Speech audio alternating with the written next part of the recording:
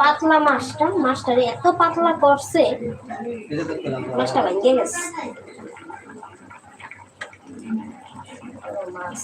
এর আগে যে 3 পিস করে নিয়েছিলাম আমি বাসায় আনছিলাম, তো আমি আসছিলাম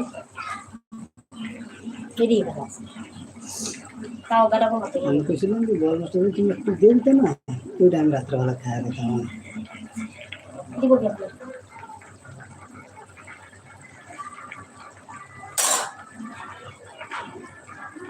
এরে আমি খাবো না।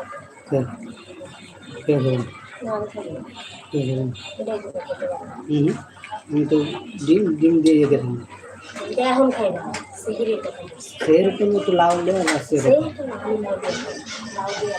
তুমি হলে মাছ দিয়ে খাই যাও, বেশি ডিম খাবো তো না তুমি, কিন্তু ডিম খাবো ডিম তাই তাহলে আমি